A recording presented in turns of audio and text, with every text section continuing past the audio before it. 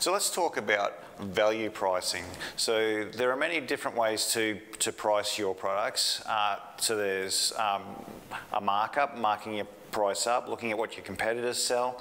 Another way is value pricing. So pricing according to the value of the customer. And I just want to share a quick story, and it's about a Chinese silk manufacturer. It's from a book, and I can't remember its name at the moment, where the Chinese silk manufacturer was making silk scarves, selling them in China, but they also sold them to a French retailer. And now the French retailer was selling the scarves for, I think it was 3 or 4 or 5 times the price that they were selling the scarves. And then they weren't selling as many scarves, even though they were 1/3 or half the price that the French retailer was selling inside China.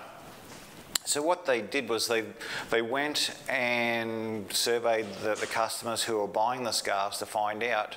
And so what they found out were that people who were buying the scarves were mainly buying the scarves as gifts.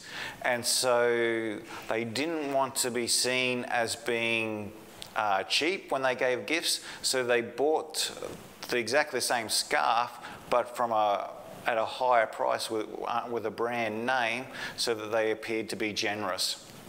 And so this is where, if you're going to do value pricing, you need to understand why the customer is buying from you. So just as the Chinese silk manufacturer went and found out why.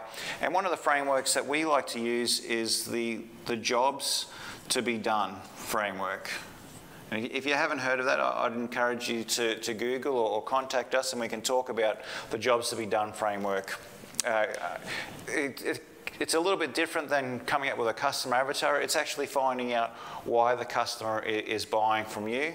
And then once you've found out why they're buying from you, then you can set the price on value, not on your profit margins. So before you start working at value pricing, remember it's value to the customer, not what you value yourself at.